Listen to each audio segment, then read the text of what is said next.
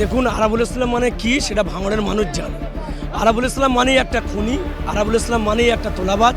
দেখুন, উনি একটা মশা হয়ে হাতির সাথে তুলনা করছেন, সওগাত সাহেবের কলঙ্ক দেওয়ার চেষ্টা করছেন। কিন্তু দেখুন, যদি রাজ্য সরকারের উপরে ভরসা থাকতো, আবার বলছি, নিশ্চয়ই এই 60 দিনের মাথায় এই বিচার যেমন হয়েছে ওটাও হয়ে যেত। যাই হোক, ওনারা কারুর দ্বারা প্রভাবিত হয়ে বিজেপি সিবিআই করে আজকের এই পরিস্থিতি দাঁড়িয়েছে। আমাদের নেত্রী, মহান নেত্রী মমতা বন্দ্যোপাধ্যায় এবং যোগ্য সেনাপতি অভিষেক বন্দ্যোপাধ্যায় উপর আস্থা রাখলে নিশ্চয়ই বিচার পাবে।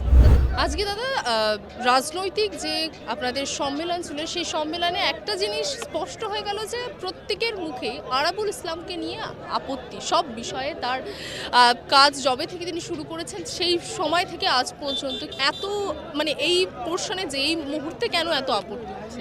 দেখুন, আরাবুল ইসলাম মানে কি সেটা ভাঙড়ের মানুষ জানে। আরাবুল ইসলাম মানেই একটা খুনি, আরাবুল ইসলাম মানেই একটা তোলাবাজ, সেটা আপনারা ইতিমধ্যে জেনেছেন। এবং সমগ্র ভাঙড়ের বাসীর কাছে আমি অনুরোধ করব, সবাইকে যদি জিজ্ঞাসা করেন তাহলে প্রত্যেকেই বলবে, একটাই নামই বলবে, আরাবুল ইসলাম মানেই খুনি, তোলাবাজ, এবং তার সাথে একটা মহিলাদের নিয়ে দুর্ব্যবহার করা ওনার কাজ। দাদা, এই মুহূর্তে কিন্তু তিনি দলীয় পদে আছেন, তো কি ভাবছেন? আপনাদের যখন এত আপত্তি রয়েছে, আপনারা কি ওপরের তলায় সেই বিষয় নিয়ে কিছু জানিয়েছে? আমরা উপরে আমাদের রাজনৈতিক অভিভাবক, আমাদের দলের অবজারভার সাহেব, সওগাত সাহেবকে জানিয়েছি, এবং সেই সঙ্গে সঙ্গে চিঠি আকারে আমাদের মহান নেত্রী মমতা বন্দ্যোপাধ্যায়ের কাছে চিঠি দিয়েছে, এবং তার সঙ্গে সঙ্গে অভিষেক দাসের চিঠি দিয়েছেন। এবং টোটাল বিষয়টা নিয়ে আমাদের দল ভাবছেন কি করা হবে না হবে, সেটা দলের উদ্যোক্তারা জানেন, সে বিষয়ে উদ্যোক্তারা মতামতটা দেবেন। কিন্তু আরাবুল ইসলাম তিনিও তো বিধায়ক সৈকত মোল্লাকে নিয়ে তিনিও তো অভিযোগ করছেন। দেখুন, উনি যে অভিযোগটি করছে সম্পূর্ণ ভিত্তিহীন। দেখুন, উনি একটা মশা হয়ে হাতির সাথে তুলনা করছেন, সওগাত সাহেবের কলঙ্ক দেওয়ার চেষ্টা করছেন। কিন্তু উনি যে মানসিকতা নিয়ে জন্ম নিয়েছেন, এবং ওনার জন্মদৃষ্টান্ত খতিয়ে দেখতে হবে ওনার রুচি কেমন, ওনার বক্তব্যের মাধ্যমে ফুটে উঠছে। কিন্তু এই এখন যে বিভ্রান্তি চলছে সৈকত মোল্লা এবং আরাবুল ইসলামকে নিয়ে, সেই বিষয় নিয়ে তো বিরোধীরা বলছেন যে তৃণমূল অন্তরে ফাটল ধরেছে। এখানে কোনো তৃণমূল সব এক এবং ঐক্য, এখানে কোনো ফাটলের বিষয় নেই। একটা সিঙ্গেল ব্যক্তির ওপরে অভিযোগ মানুষের, তার কারণে 2021 সালে নওশাদ সিদ্দিকীর কাছে আমরা আইএসএফের কাছে আমরা পরাজিত হয়েছিলাম, ওই একমাত্র গাদ্দারের জন্য। ওই গাদ্দার আমাকেও প্রভাবিত করেছিল, কিন্তু একটা ওসিকে ধন্যবাদ জানাবো, ওসি আমাকে পরামর্শ দিয়েছিলেন যে দেখ, আরাবুল ইসলাম ওর নিজের স্বার্থ নিয়ে খেলছে, ওর সঙ্গে কথা বলিস না এবং ওর কথায় চলিস না, তুই ভোটটা করা। ভোট সেই হিসেবে করলাম, এবং সারা বিধানসভার মধ্যে টপ ভোটে লিড দিয়েছিলাম আমার বুথ থেকে। আচ্ছা, একটু অন্য প্রসঙ্গে যাব। গতকাল আমরা দেখলাম ফিরহাদ 30 বলে একটি অনুষ্ঠান হয়েছিল, সেই অনুষ্ঠানে যোগদান করেছিলেন যে ফিরহাদ হাকিম, এবং সেখান থেকে তিনি একটি বক্তব্য নিয়েছিলেন যে আমরা একদিন সংখ্যালঘু থেকে সংখ্যাগুরুতে পৌঁছে যাব, এবং এই বক্তব্যের সমালোচনায় সরব হয়েছে অন্যান্য রাজনৈতিক দলগুলি। সুকান্ত মজুমদার থেকে সজল ঘোষ তার এই বক্তব্যের ভিত্তিতে মুখ্যমন্ত্রী বিবৃতি দাবি করছেন, আপনি কি বলবেন? দেখুন, বিজেপির ওটা কাজ। বিজেপি সবসময় আমাদের সরকারের বিরুদ্ধে প্ররোচনা করেন এবং কুৎসা লটানোর চেষ্টা করেন, কিন্তু তাতে কোনো লাভ হবে না, সে বিজেপি যেই হোক।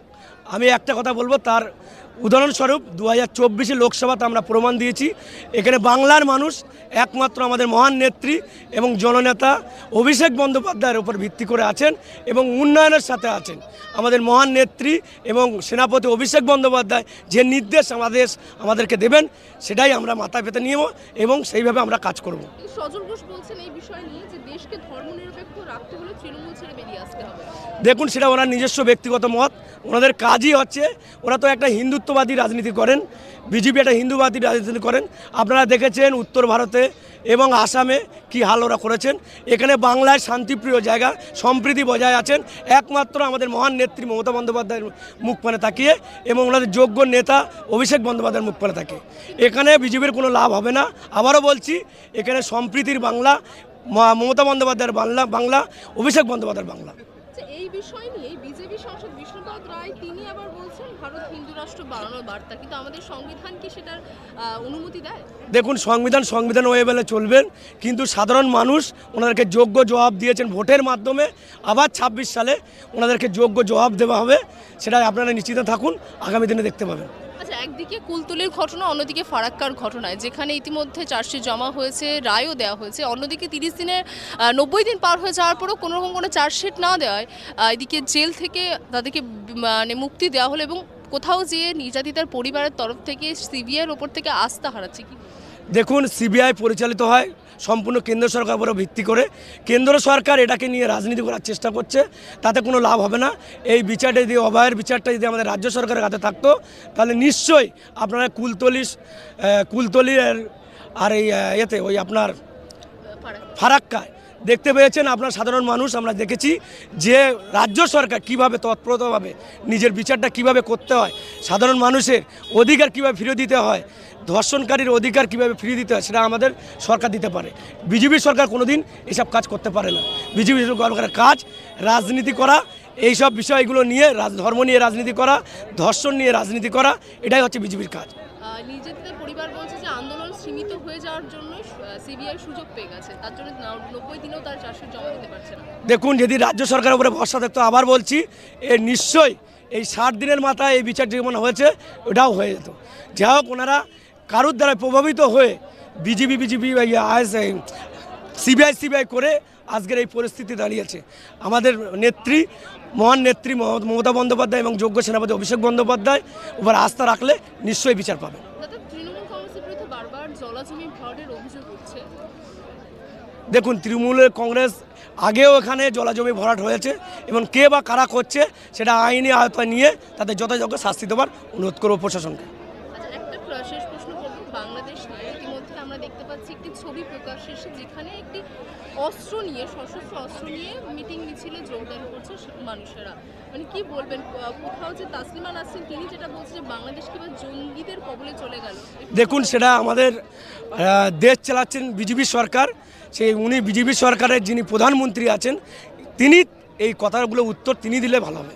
কারণ আমরা আম পাবলিক, সাধারণ মানুষ, আমরা যেটা দেখছি চোখে সেটা আমরা দেখছি, কোনো অসুবিধা নেই। কিন্তু এসব বিষয়ে আলোচ্য বিষয় হচ্ছে কেন্দ্র সরকার যিনি বসে আছেন তাঁর মুখ খোলা, তিনি কি বিবৃতি দেয় সেটার উপরে ডিপেন্ড করবে। বারবার হিন্দুরা এত নিপীড়িত হচ্ছে, বারবার আমাদের সরকার, আমাদের মহান নেত্রী বিধানসভায় বলেন এবং মিডিয়ার সামনে, আপনার সোশ্যাল মিডিয়া বলেন এবং ইলেকট্রিক মিডিয়ার সামনে উনি কিন্তু প্রস্তাব দিয়েছিলেন ওনা আমাদের যে দুধ পাঠানো এবং সেই দুধ পাঠিয়ে তার জবাব চাওয়ার জন্য। এটা আমাদের মহান নেত্রী, বাংলার নেত্রী মাননীয় মমতা বন্দ্যোপাধ্যায় এটার বিচার চাইছেন। কিন্তু এখনও পর্যন্ত যারা দেশ চালাচ্ছেন বিজেপি সরকার, তিনি এখনও মুখ খোলেননি। আগে ওনাকে মুখ খুলতে হবে। আমাদের নেত্রী চাইছে বিচার হোক। বাংলা হাটের আরও খবর দেখতে নজর রাখুন। বাংলা খবর মানেই বাংলা হাট।